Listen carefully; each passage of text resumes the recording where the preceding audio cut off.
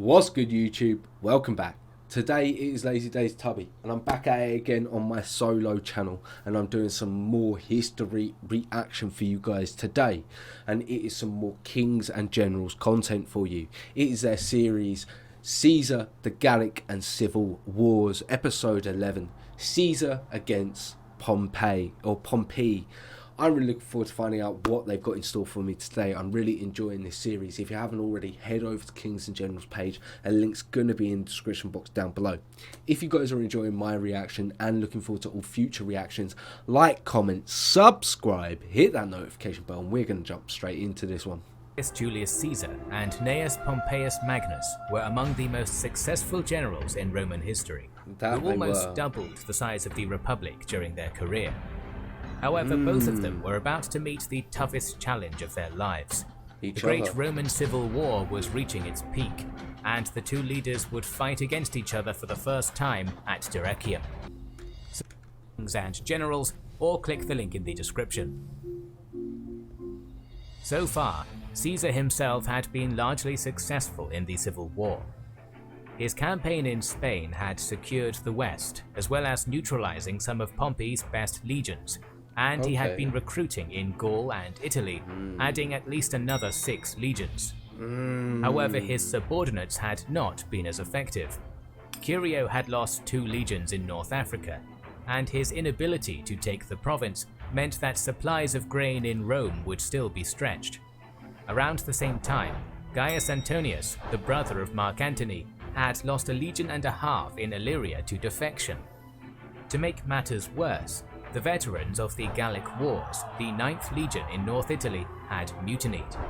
Consular elections were due in Rome, and with both the consuls having fled with Pompey, there was no one to oversee them, threatening the legitimacy of Caesar's cause.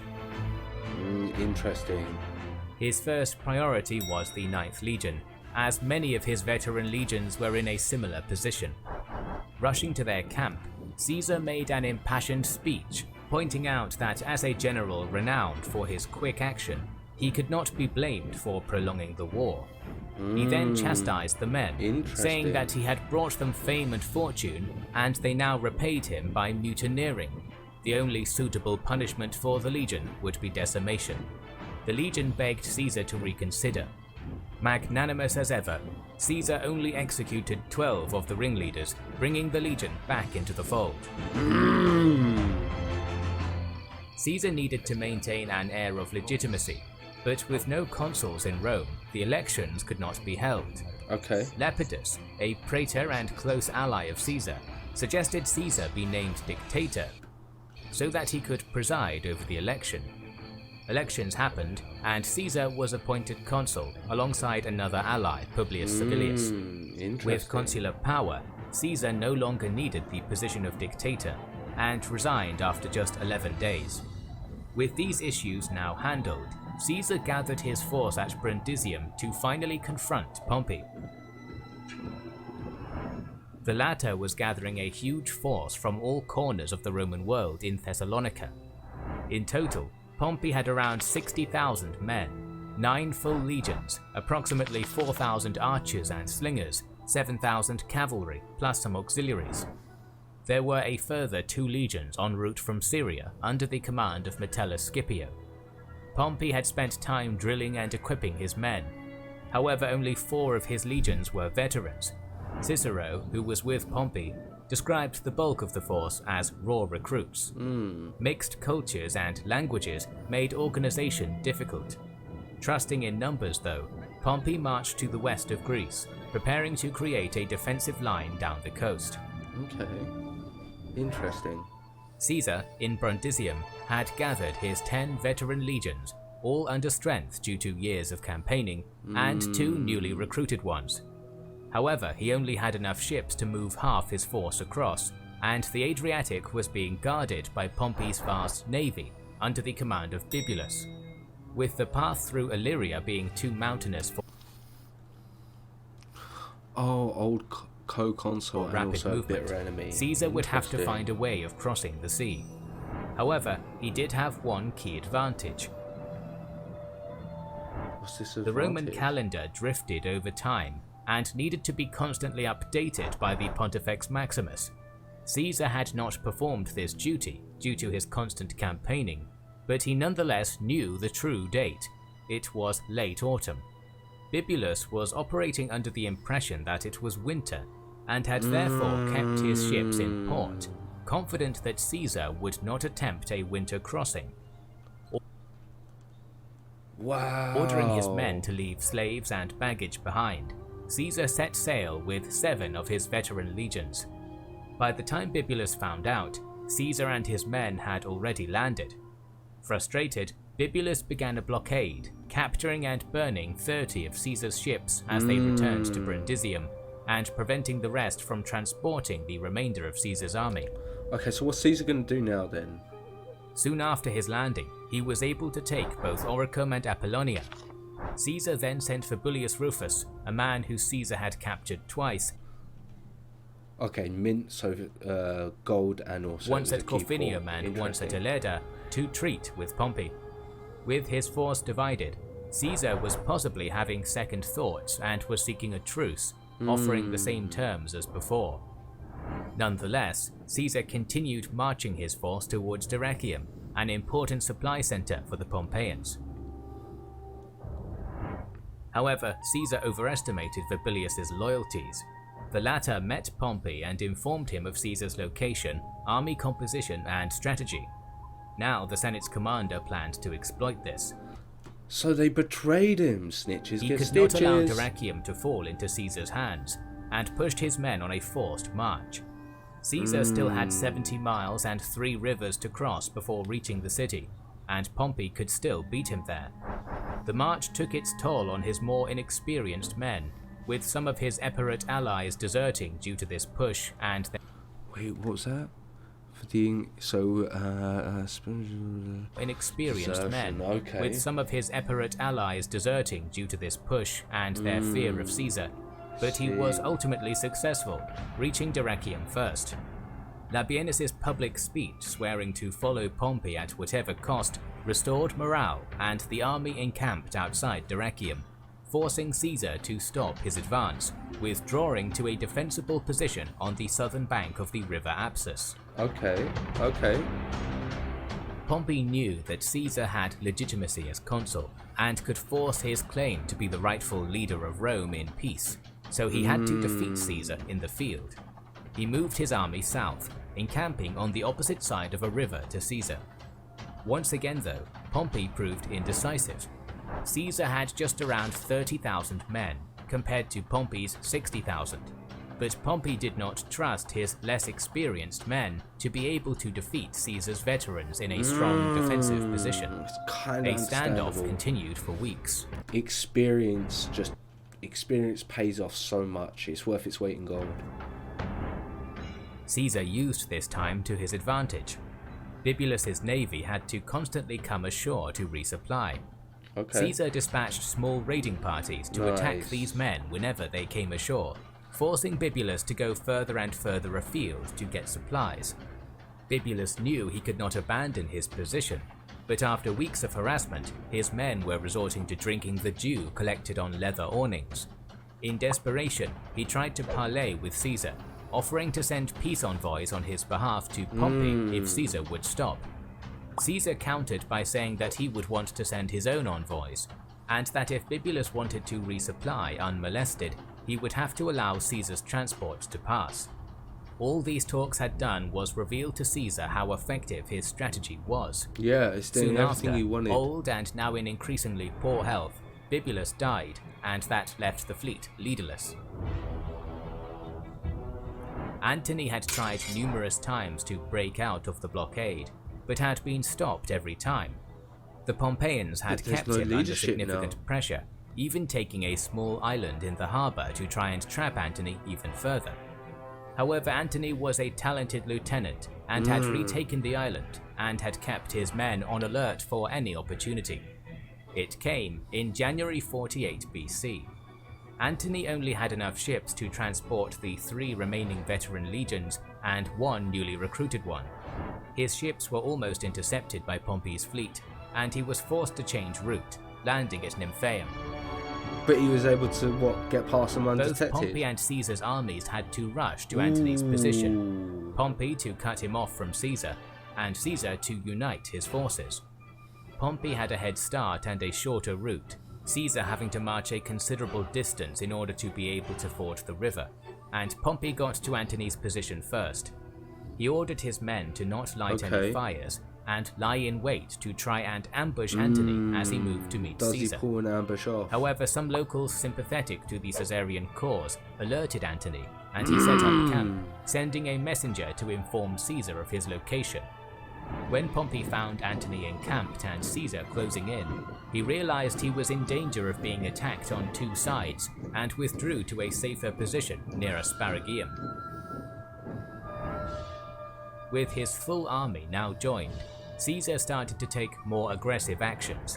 Hearing that Scipio was now in Macedonia with his Syrian legions, Caesar sent 2 legions under Gnaeus Domitius Calvinus to cut him off. The Thessalians and Aetolians had sent envoys saying they'd support Caesar in return for garrisons, and so Caesar sent the rookie 27th Legion under Cassius Longinus to Thessaly, and G. Calvisius Sabinus with 5 cohorts to Aetolia to acquire more grain. That's also a very good idea, not necessarily using them for actual combat experience where you would need their veteran skills to come in play, but more for garrison jobs. Interesting, I like it. Scipio did march his force towards Thessaly, threatening Longinus, but Calvinus and his legions were able to apply enough pressure to stop him uniting his force with Pompey. Meanwhile, one of Pompey's sons, Gnaeus, attacked Caesar's ships, destroying his whole navy in the area, leaving Caesar stranded in Greece and cut off from Italy. That's an issue. There was a lag there, I do apologise. It's an issue that Caesar's now stranded, for sure. With his navy destroyed, Caesar knew he had to force an engagement with Pompey soon. He first attempted to do this at Dyrrachium, drawing up his army for battle. But Pompey, on the high ground, refused to commit. In order to force Pompey's hand, Caesar decided to march on Dyrrachium. By threatening this crucial supply center, Pompey would be forced to respond. However, he did not want to reveal his plan to Pompey, and so planned on taking a circuitous route to hide his intentions. He struck camp early in the morning in April. The plan worked. Initially, Pompey thought Caesar was withdrawing due to lack of supplies, and it was only after his scouts reported Caesar's movements that Pompey realized what Caesar was planning. He then gave chase. Caesar marched through the night, only giving his men a brief break, and was able to reach Dyrrachium first, setting up his camp on high ground outside the city. Pompey arrived soon after, and encamped his force on high ground. If you was Pompey, you're literally going, fuck, fuck, fuck, fuck! I'm doing so well, and just one mistake, and now I'm in the worst situation I could be in. Fuck! Just south of Caesar's position. Pompey's army outnumbered Caesar's considerably. He'd be Having fuming. sent part of his force to occupy Scipio and part to southern Greece, Caesar had just 35 to 40,000 men and 3,000 cavalry. Pompey, on the other hand, had around 53,000 infantry and 7,000 cavalry. Though Caesar's men were more experienced, Pompey did have the crucial advantage of having a better supply line. Using his navy, he could ship supplies from Dyrrachium to his camp, whereas Caesar would be forced to live off the land and requisition food from local tribes. Even this would be difficult, as Pompey's forces had already plundered the area in the previous months. I see. Noting the particularly hilly topography of the area, Caesar decided to fall back on one of his most favoured tactics and fortify the hills around Pompey's position, encircling his enemy and cutting off their supplies. This would be a difficult task considering the size of the armies, but the natural topography simplified the task. When Pompey realized what Caesar was doing, he countered by constructing his own defenses. He ordered his men to fortify as many hills as possible, forcing Caesar to extend his own fortifications further and further, stretching his army. frequent skirmishes broke out between the two forces, each harassing the other to try and slow their build. On one occasion, the 9th Legion, attempting to fortify a camp on a hilltop, came under intense masses of missile fire from the Pompeians on a nearby hill. Caesar, who was with the 9th at the time, ordered them to abandon the construction and retreat down Caesar's the slope. there. He also commanded legionary engineers to place wattle screens to dig trenches behind to hinder the enemy from pursuing the legion. He then placed slingers in commanding positions to cover the withdrawal. The 9th was pursued by the Pompeian missiles and light infantry, who pushed the screens into the trenches to cross them. Caesar, fearing a rout, ordered Antony, commander of the 9th, to charge the Pompeians. In a brilliant display of discipline, the 9th immediately turned, flung their javelins, and charged back up the slope. The Pompeians, only being lightly armed, retreated, and the 9th was able to withdraw in good order. Very strong 9th Legion. Soon after, Caesar's defences were complete. Look at this from both sides, from the Pompeians and the Caesarians. I believe I'm saying both of those names correctly. Look at what both of them were able to do. Look at these defensive measures they've made. It breaks my mind. The engineers of the Roman Empire, because obviously every warrior was an engineer, is so goddamn impressive. Like wow. It was now late June. Due to his men's greater experience and discipline, he now had Pompey's force pinned against the sea. This was a great achievement. A smaller, less supplied force had never done this before against superior numbers. Caesar's so impressive. Caesar did manage to level the playing field by having control of all the sources of fresh water in the area. Pompey was now forced to dig wells and rely on supplies from the sea. Furthermore, Caesar could now send his men further afield to gather supplies without fear of harassment. Pompey, however, was a skilled general and had his own strategies to keep Caesar under pressure, sending missile units to harass Caesar's lines at night, targeting the light of their campfires. He also attempted to bring his cavalry into play, which, stuck behind the fortifications, had done little so far. Boarding them onto ships, he sent them up the coast to Dyrrachium. From here, they would be free from the confines of the fortifications and could forage without putting a burden on Pompey's supplies, as well as attack Caesar's line from the rear. Makes sense. Around this same time, in early July, Caesar received word that there were citizens of Dyrrachium who were willing to be bribed and give him the town. Looking to capitalize, Caesar went to the town with a small armed escort, leaving Publius Cornelius Sulla in charge. However, when he reached the outskirts of the city, he was attacked by the Pompeian cavalry, who attempted to surround Caesar, and he only just managed to cut his way out with his men and survive the I thought he might have been able to be lucky and beat ambush. I see. While Caesar was away from the main line, Pompey had also launched 3 simultaneous offensives on the fortifications. He ordered 4 legions to concentrate on a point in the center of the line, and 1 legion each to attack 2 other points in the line. The point the 4 legions were attacking was atop a hill and well fortified, but only defended by 500 men of the 6th Legion. The cohort was hard pressed, thousands of missiles being fired into their position, but the men held on doggedly, confident that reinforcements would be arriving soon. They were correct. Quickly as he could, Sulla had marched 2 legions to their relief, and upon seeing this new force, the Pompeians retreated. According to Caesar, every man of this unit suffered some kind of injury. The other 2 attacks had also been repelled, one by 3 cohorts, and another by Caesar's German auxiliaries, who sallied out, taking heavy losses. In total, Caesar claimed that the Pompeians lost 2,000 men in these battles, and the Caesarians just 20. It is likely that the citizens... I love... Sorry about the mic. I love how Caesar just lies. He's like, yeah, we only lost 20. Really, brother? Really? 20. They lost 2,000. They only lost 20. At least make it a bit realistic. Like a couple hundred, 500, 20. Really? Come on, Caesar. Come on, man. Citizens of Dyrrachium were Pompey's agents who had lured Caesar into a trap. Pompey was proving a worthy and cunning enemy, but Caesar's veterans had proved their mettle. It's not Gallic tribes you're fighting anymore, Caesar. It's other Romans. Bolstered by the confidence of their victories, Caesar would march his army out in battle formation to offer battle to Pompey as a sign of strength. Pompey also drew his army up for battle so as not to lose face, but refused to engage. He would need to orchestrate a situation where he would have overwhelming numbers in order to contend with Caesar's veterans.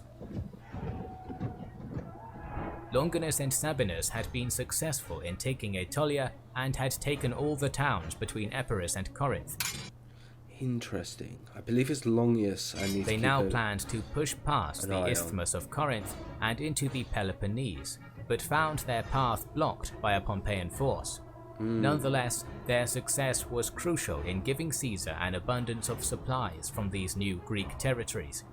With more successes under his belt, Caesar again sent a peace delegation, this time to Scipio, hoping to convince the latter to talk to Pompey. But even though Scipio at first listened with interest, his officers were having none of it. Meanwhile at Dyrrachium, Caesar fortified the two approaches to the town, cutting the Pompeian cavalry in the area off from the supplies there. With the cavalry now unable to sustain themselves, Pompey withdrew them by sea back to his entrenchments. But Pompey's food was still running low, and he knew he would have to soon force a breakout. To try and achieve this, Pompey's men occupied the original fortifications of the 9th, which were between the two armies' fortifications, and expanded on them, making a second, larger camp that encompassed the first. I see. He also added a long wall from the camp to a nearby river to secure a water supply. This would act as a forward base from where Pompey could strike. Pompey suddenly had a stroke of luck when two Gallic officers who served Caesar during the Gallic Wars deserted. They had detailed intel about Caesar's defenses and knew where the weak points were, and they now passed all this information to Pompey. At the southern end of Caesar's defenses, where the fortifications met the coast, Caesar's 9th Legion was stationed under Marcellinus. After having been forced to withdraw from their original camp, they had constructed a second camp and fortifications that stretched to the coast.